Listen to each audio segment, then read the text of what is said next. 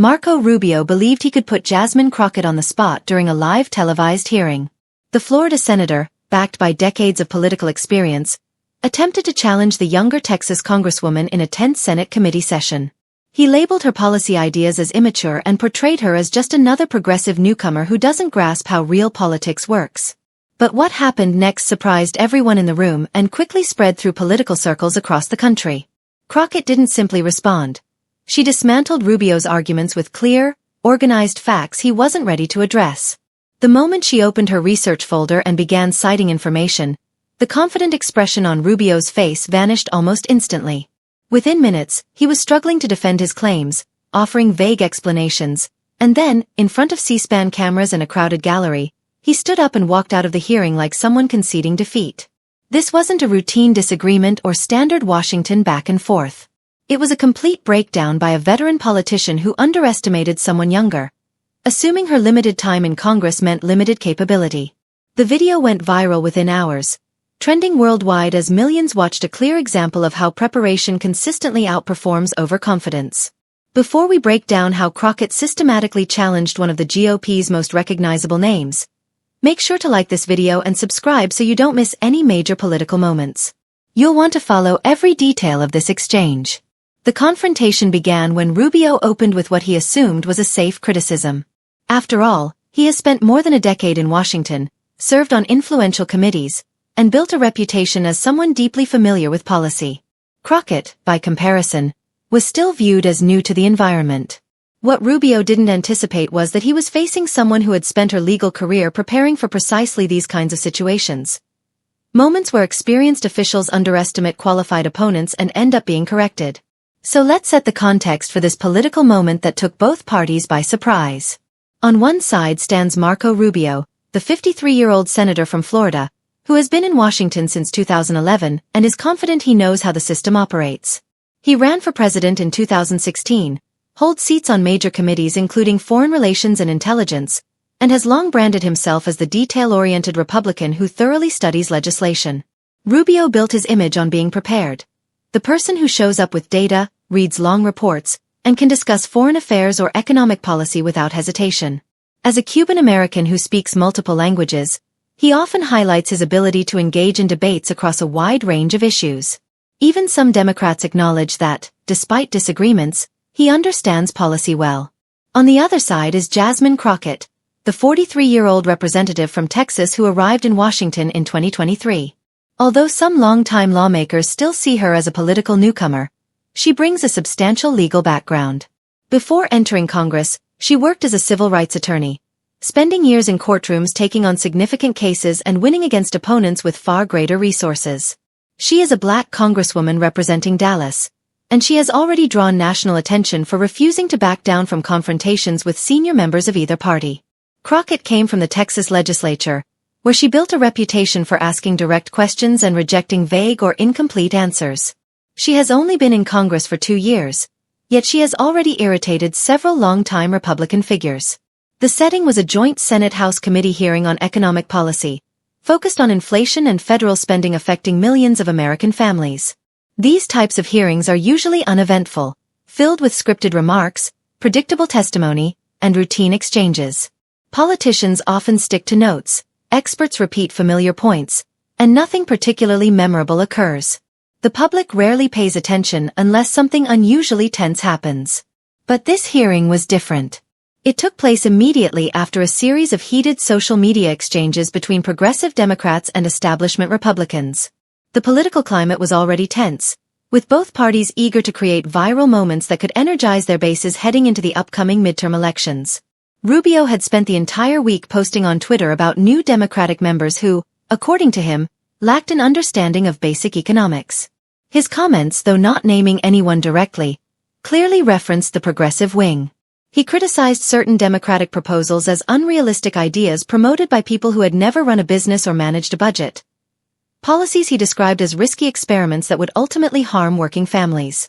Even without naming her, it was obvious Crockett was one of the lawmakers he was referring to. She responded on Twitter, writing, "Some people confuse experience with competence. Being wrong for 20 years doesn't make you right." Her tweet quickly gained traction online, fueling speculation about an upcoming clash between the two.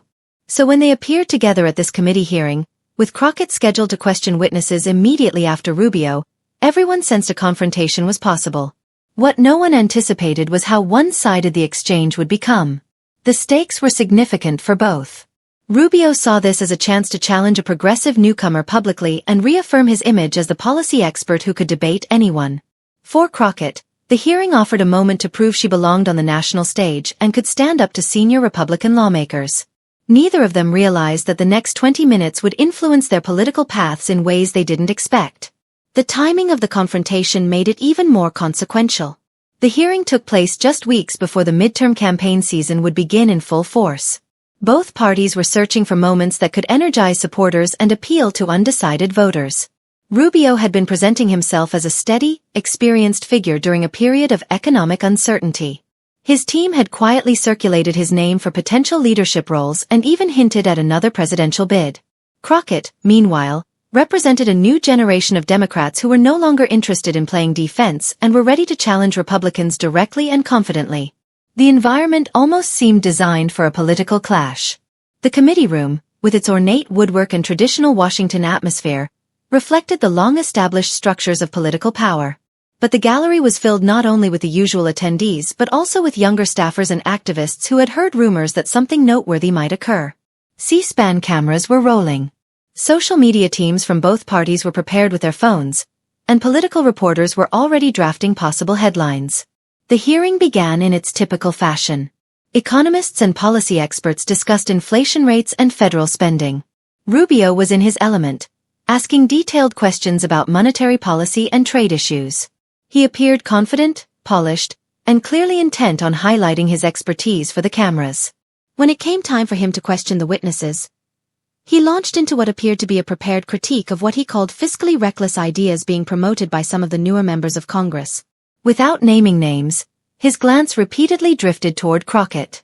"We're seeing proposals from certain newer members that show a fundamental misunderstanding of how economics works," Rubio said, his voice growing more forceful. "These aren't thoughtful policy debates. They're social media talking points aimed at getting attention." The camera caught Crockett as she continued taking notes, her face composed and focused. She didn't appear shaken or irritated.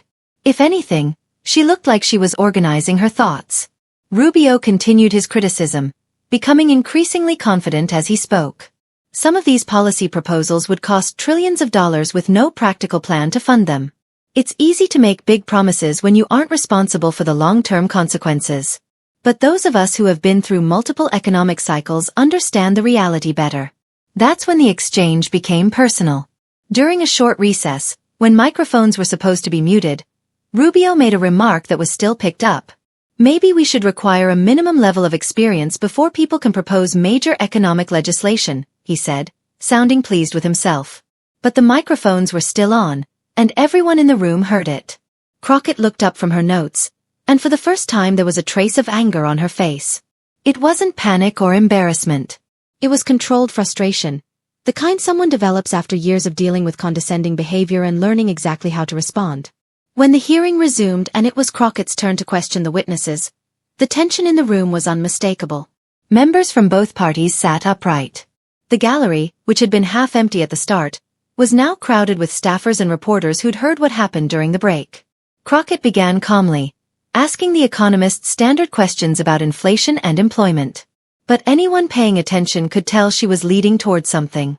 Her questions grew more precise and structured, laying out information step by step like an attorney assembling a case. Then she turned slightly in Rubio's direction. "I want to thank the senator from Florida for his comments about experience and economic understanding," she said in an even tone. "I think it's useful to review everyone's track record when it comes to economic predictions and actual outcomes." Rubio looked up, immediately alert. This wasn't the defensive reaction he had expected. Crockett wasn't trying to justify herself. She was shifting the focus back onto him. "Since the senator mentioned experience," Crockett continued, lifting a thick folder from her table, "I've looked into some of his previous positions on economic issues, and I believe the public should know how accurate those predictions have been." The room went quiet. The hearing was supposed to focus on current economic conditions, not evaluate individual lawmakers' past statements. But Crockett stayed fully within the rules while steering the conversation in a new direction. Rubio adjusted in his seat, clearly less comfortable now. His earlier confidence started to fade as he realized that this wasn't turning into the easy confrontation he had anticipated. "I'm sure the Congresswoman understands that economic forecasting is complicated," Rubio said, trying to interrupt. "Oh, I understand complexity very well, Senator," Crockett replied, opening her folder. "Which is why I'm confused by some of your previous statements.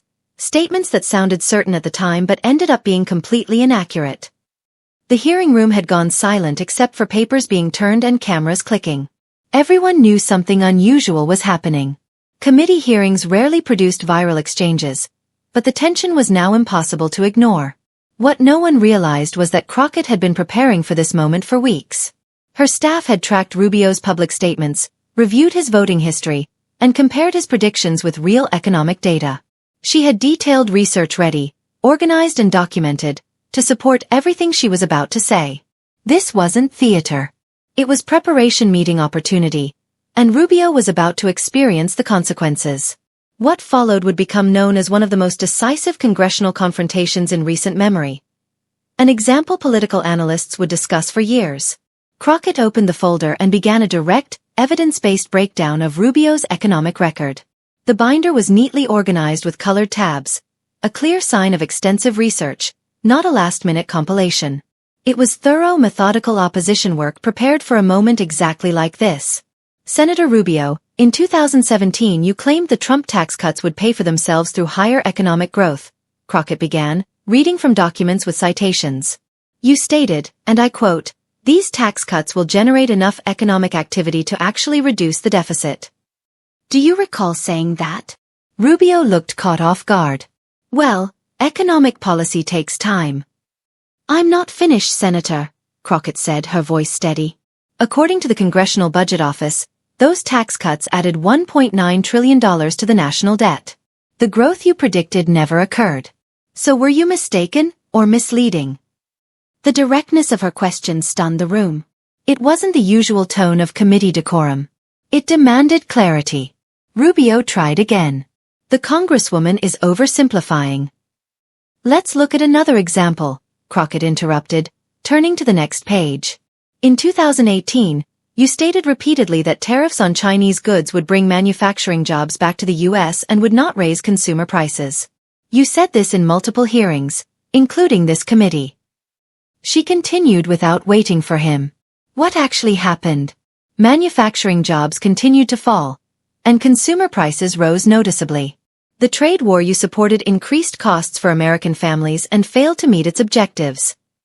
Rubio was visibly uneasy, glancing around the room as if hoping another senator might intervene. But no one did. Everyone was simply watching. "Senator, you've served in Congress for 13 years, Crockett said, her voice gaining strength. "During that time, your economic predictions have consistently been inaccurate. You supported austerity measures that slowed recovery. You opposed infrastructure investments economists said were necessary. You voted against policies that could have reduced inflation earlier." She leaned forward, making direct eye contact. "So when you question my experience and qualifications, I have to ask, what are yours based on, your record of being wrong for more than a decade?" The room reacted instantly. Quiet gasps, whispered reactions, and the buzz of phones as staffers began typing messages about what they were witnessing. But Crockett wasn't finished. It was clear she had thoroughly reviewed Rubio's economic positions, and she had documented every point. "Let's discuss your stance during the 2020 COVID response," she said, pulling out another set of files. "You opposed extended unemployment benefits, claiming they would reduce motivation and damage the economy. You opposed direct relief payments, describing them as unnecessary government giveaways. And you objected to small business support programs, arguing the market should correct itself." Rubio attempted to jump in. "The Congresswoman is taking these remarks out of context." "Am I?" Crockett replied, holding up a page. "Because I have your exact statements here. You said unemployment benefits would create a generation dependent on government aid. You said direct payments would undermine the work ethic that built this country. These are your words, Senator." She stood, raising the documents so the room could see them, her voice steady and clear. And what were the results when Congress approved those programs despite your objections? Unemployment declined faster than analysts predicted. Consumer spending kept the economy stable. And small businesses that received assistance were able to stay open and continue paying workers. The precision of her critique was becoming undeniable. This was not a broad criticism. It was a methodical review of Rubio's economic approach, supported by direct quotes and measurable outcomes. Senator Rubio, you emphasize that experience matters, Crockett continued, her tone now firm.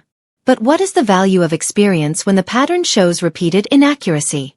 What does it mean to have years of involvement if the conclusions and predictions do not align with reality? Rubio now appeared visibly unsettled. His face had reddened, and he was sifting through his papers quickly, no longer displaying his earlier confidence. The Congresswoman is resorting to personal attacks instead of focusing on real policy issues, he said. Personal attacks? Crockett raised an eyebrow. Senator, you questioned my qualifications and background. I'm simply presenting verifiable information about your record. Are factual statements now considered personal attacks? The committee chair attempted to bring the discussion back to order, but the impact of the exchange had already taken hold.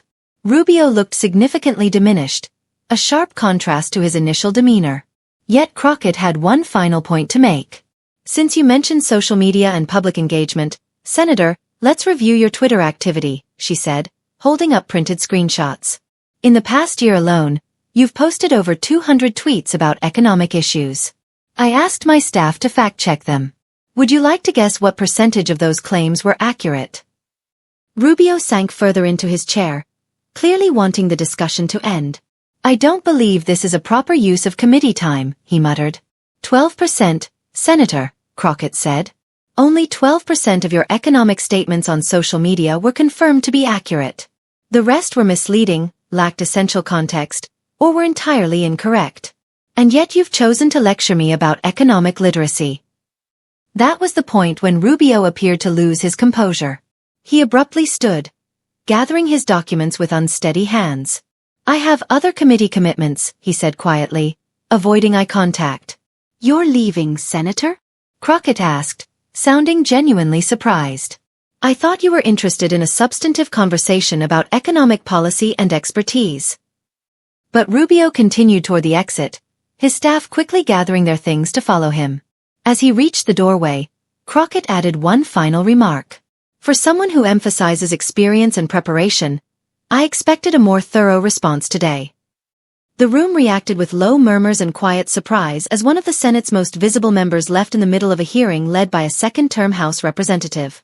Though the exchange seemed over, cameras captured Rubio pausing briefly at the exit, as if debating whether to turn back and attempt to recover the situation. You could see the hesitation on his face. His political instincts urged him to respond, yet his pride was too damaged to risk further missteps.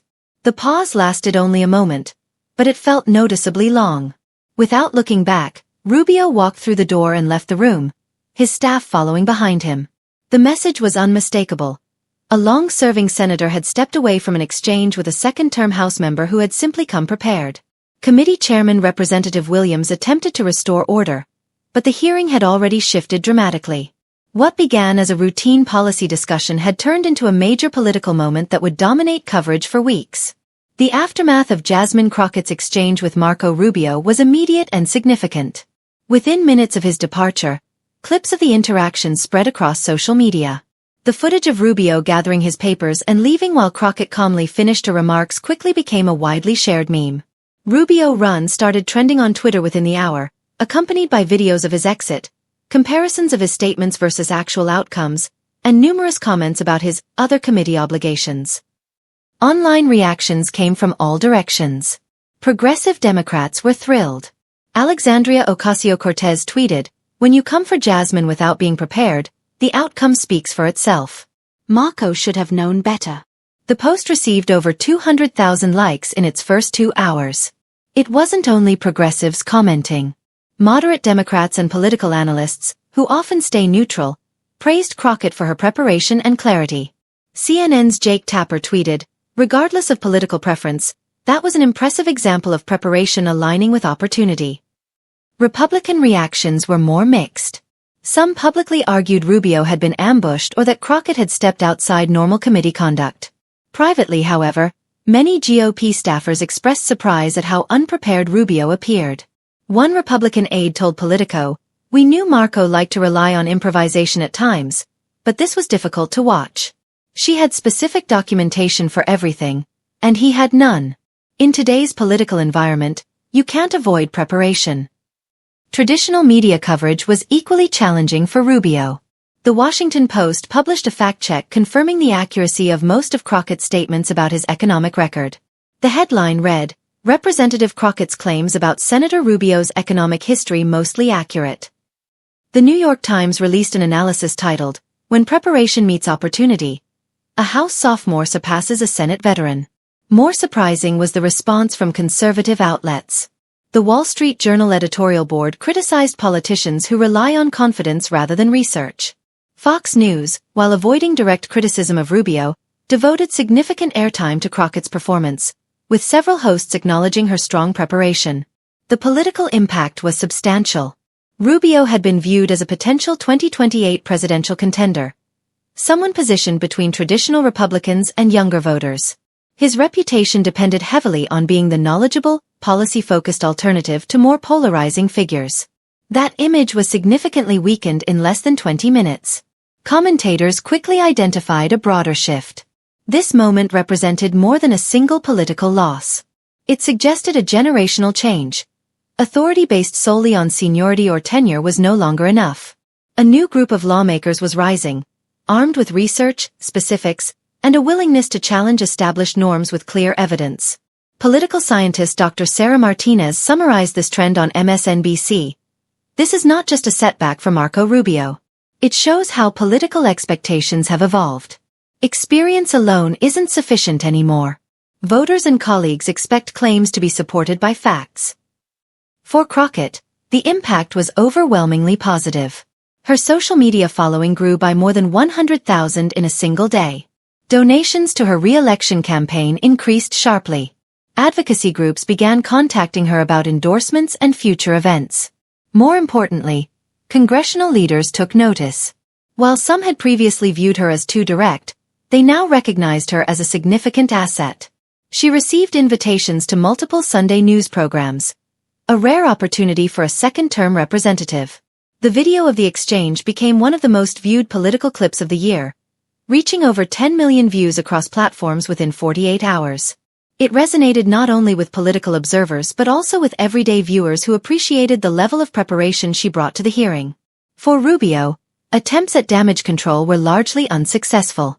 His team tried scheduling friendly interviews to improve his public image, but the broader narrative had already formed. He was the experienced senator who was unprepared in a key moment. Future debates and hearings would likely be viewed in the context of this incident. The exchange also sparked national discussions about accountability and preparation in government. Editorial boards highlighted the need for elected officials to support their arguments with evidence. Political science professors began using the clip in classes as an example of effective research and debate readiness. Some Republicans tried to portray the incident as an example of excessive aggression from Democrats. However, polling showed that most Americans, from both parties, felt that Crockett's preparation was appropriate and that officials should be accountable for their past statements. The long-term political consequences are still unfolding, but several trends are already clear. This moment is reshaping how political debates and hearings operate in Washington. For Crockett, the trajectory is upward. She is now recognized as a prominent voice in the Democratic Party, someone capable of challenging senior figures with confidence and thorough preparation. Discussions have already begun about potential future roles, including a possible Senate bid against Ted Cruz in 2030, a matchup that would attract national attention. Party leadership, once cautious about her assertive style, now views her as a strategic asset in major hearings and high-profile political moments. Donors who were previously unfamiliar with her have begun reaching out. For Rubio, the path ahead is far more uncertain. His prospects for a 2028 presidential campaign now appear significantly weakened, perhaps irreversibly.